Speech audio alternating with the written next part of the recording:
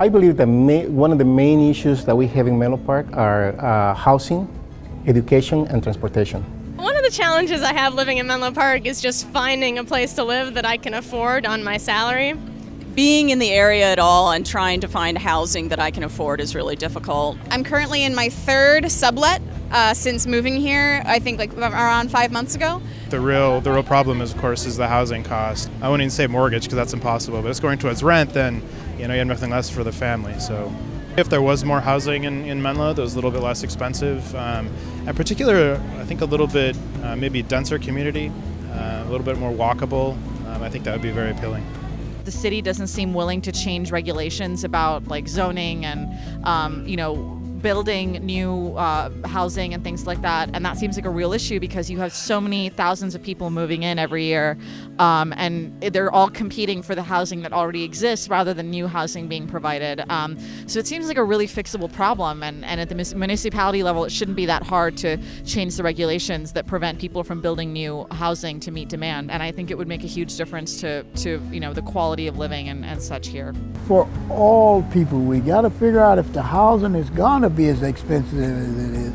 We've got to figure out how we're going to get the money into those people's hands so they can pay. Because it's paying is what I think is a rough time right now. Because most of us don't make a lot of money. Is this a place you'd like to raise a family? Sure. It looks really lovely for families, but definitely on our current income, there's no way we could. When we were looking for housing in Menlo Park and in surrounding communities, it was certainly challenging. Often we'd show up to, a housing, open house, and there would be, 5 people there with resumes ready to go, proof of income, and bidding up the rent as well. The market it's gone way up. I think that for the average person around here, it's impossible. We have seen a lot of people go to the East Bay. I'm lucky enough that my parents purchased their house more than 30 years ago, but for the average Joe, I think it's just impossible. Places that are available are often really unaffordable or really hard to get to, far away, not connected to transit. I feel like I'm missing out on having the option of maybe living in a house eventually. I miss having a garden. I love to garden, but I can't do that because all I have is a porch. It's a great place, but housing, please.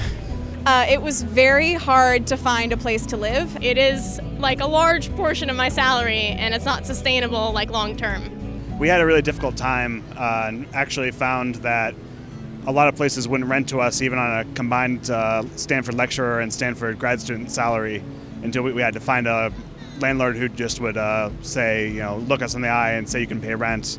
But we actually had spent quite a few weeks trying to find places. It was very hard to find some place we could afford. Yeah, because of the whole, you need, 3 times the amount of income for your rent. Even on dual income, that was a challenge to try and find that. But we did wind up finding a really nice place, and we're happy with it. But it took a while.